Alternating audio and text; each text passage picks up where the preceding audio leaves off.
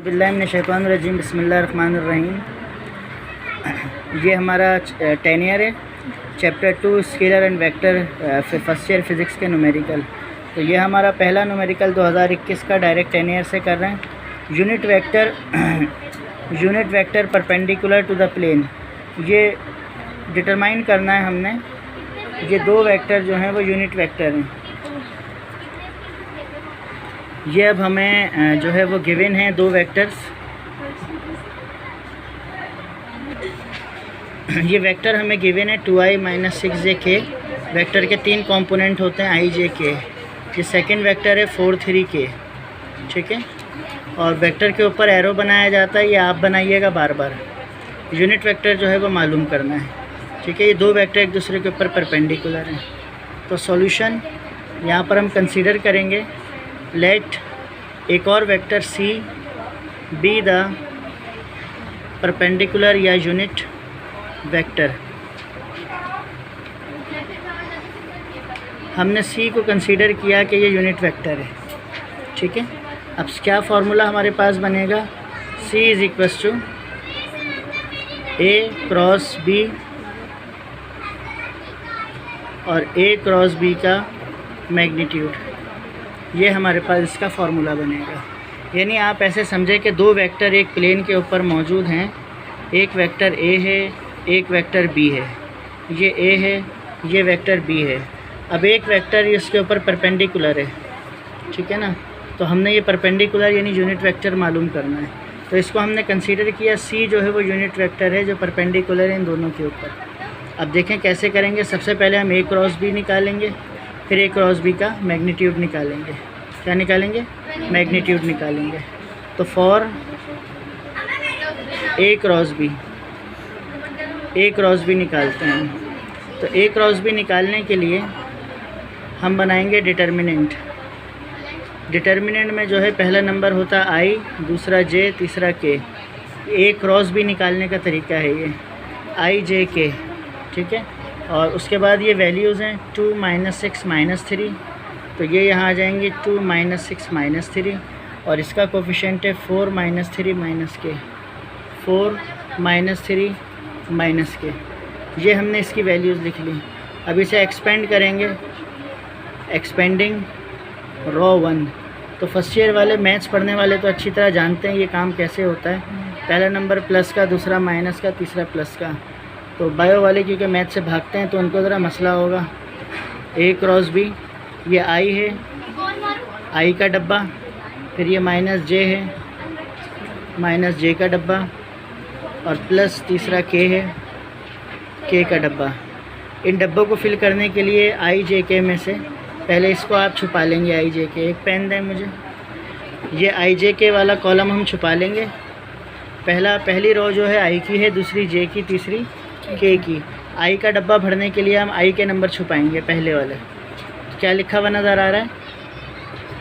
ये k की value 1 है, ठीक है, -1। पहला वाला छुपाएंगे तो क्या आएगा? -3 - 6 - 3 -3 -1। तो यहाँ भर देंगे -6 - 3 -3 -1। दूसरा डब्बा भरने के लिए दूसरा छुपाएंगे। क्या लिखा हुआ है? 2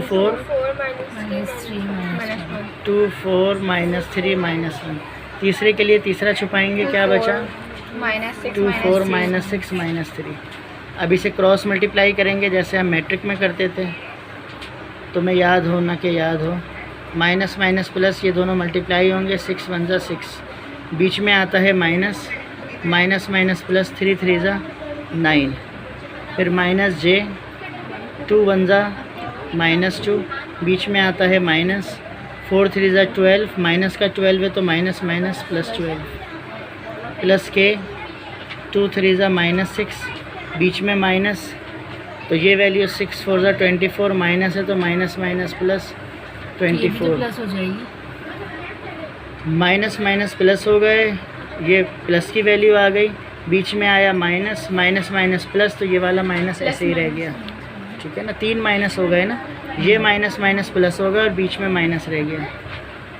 a क्रॉस b i, 6 में से माइनस हुए -3 -j, ये दोनों माइनस हुए 10 प्लस k ये दोनों माइनस हुए 18।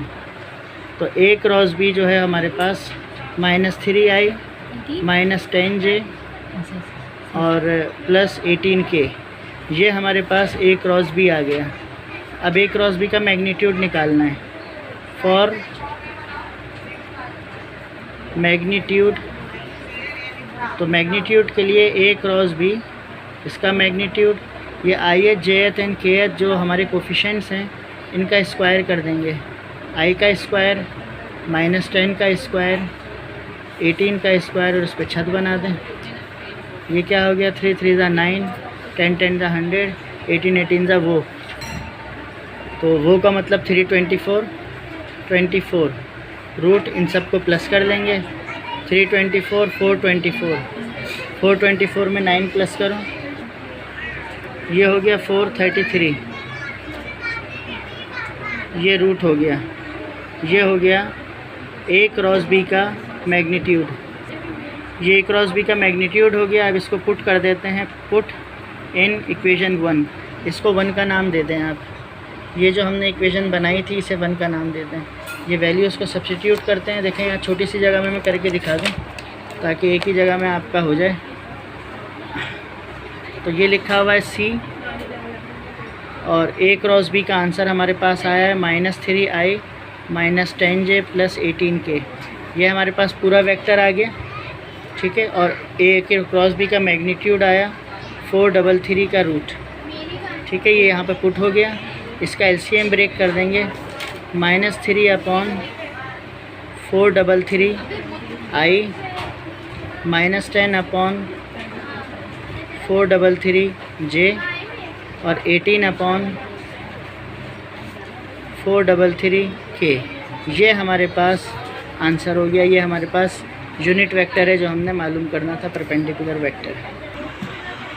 नेक्स्ट क्वेश्चन हमारा 2021 के बाद 19 में, मेरे ख्याल में 2020 में नहीं आया, 2019। ये इस टाइप का, बेटा ज़रा आहिस्ता बोलें, इस टाइप का न्यूमेरिकल ज़रा ज़्यादा आता है। 2 vectors A and B such that magnitude of A जो है वो 4 है और ये मैग्नीट्यूड ऑफ बी जो है वो 6 है और ए डॉट बी जो है 13.5 है।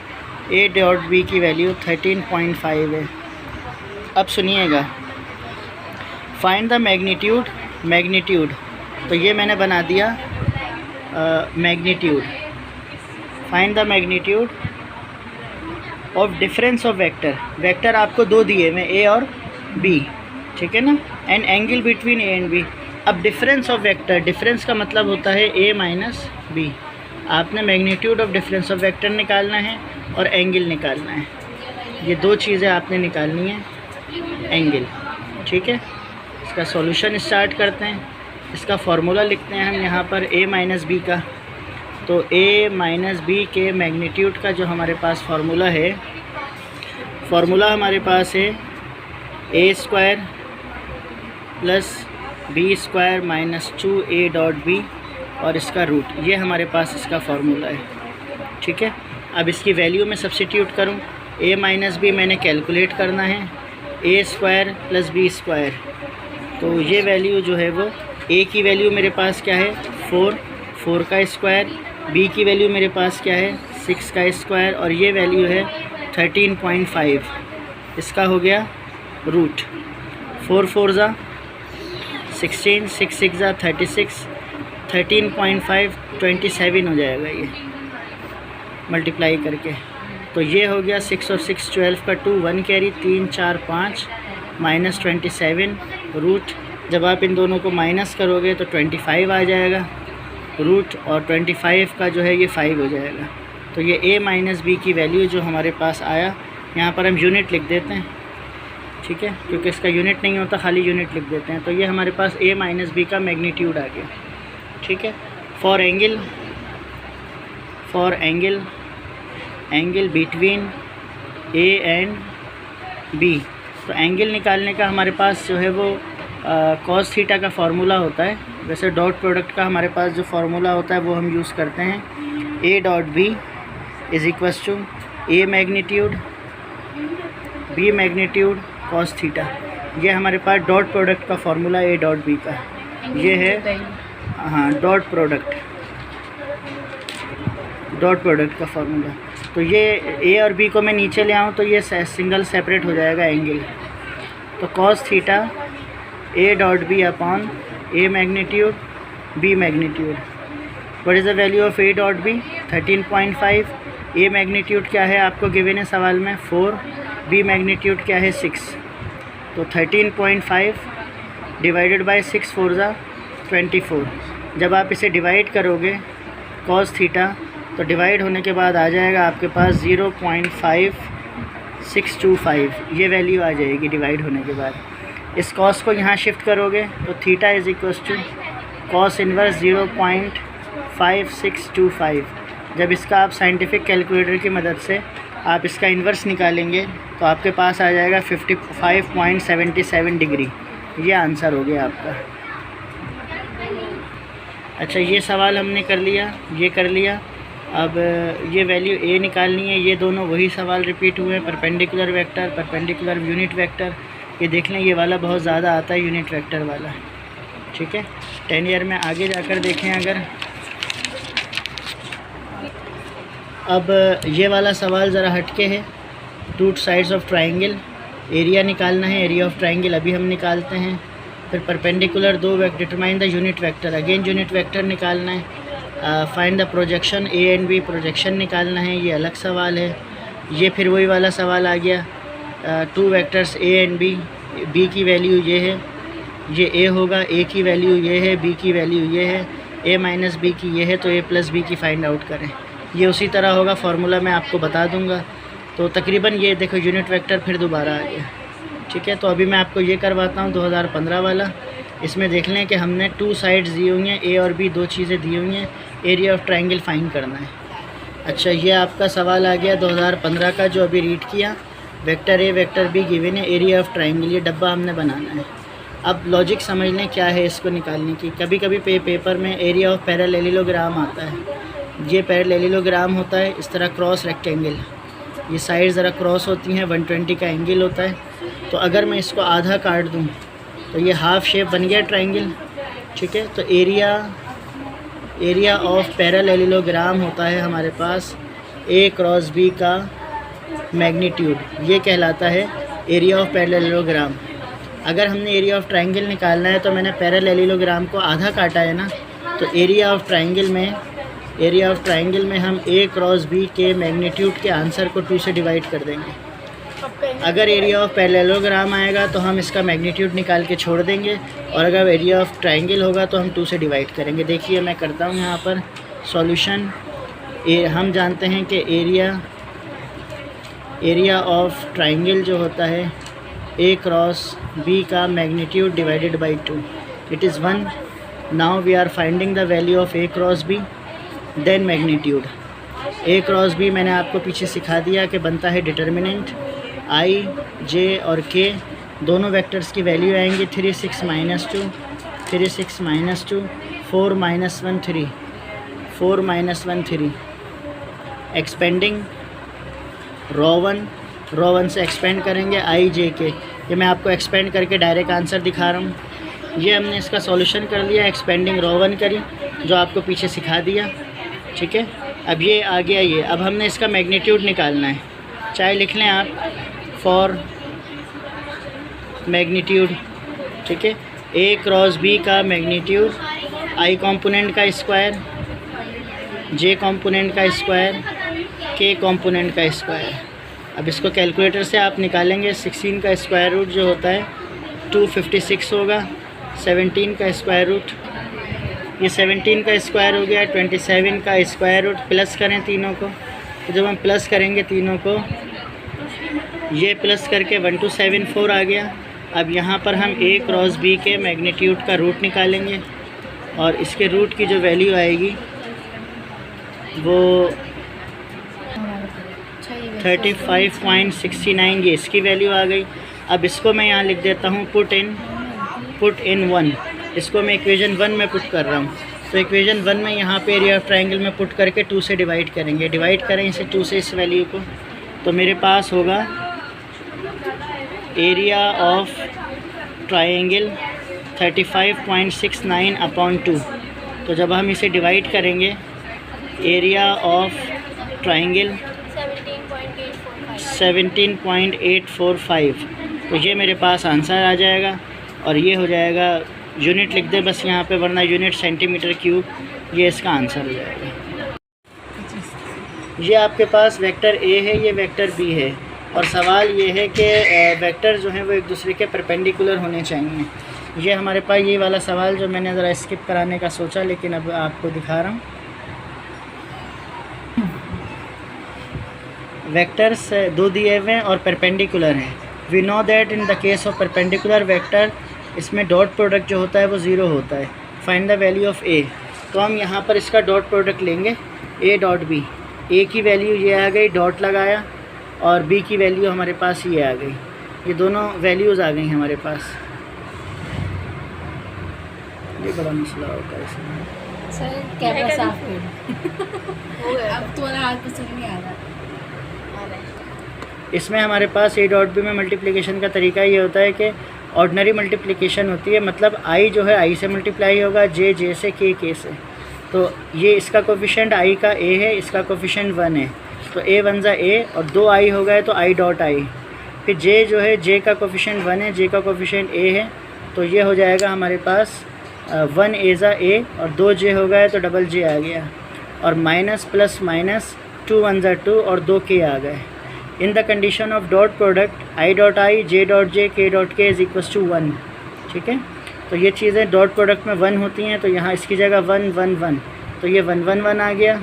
तो ए 1 ज़ा ए 1 ज़ा ए, और 2 1 ज़ा 2, ए और ए 2 ए हो गया हमारे पास। Then according to condition vector are perpendicular to each other, so A dot B is equals to 0, मतलब यहाँ पे आ जाएगा 0, तो ये आ गया 0।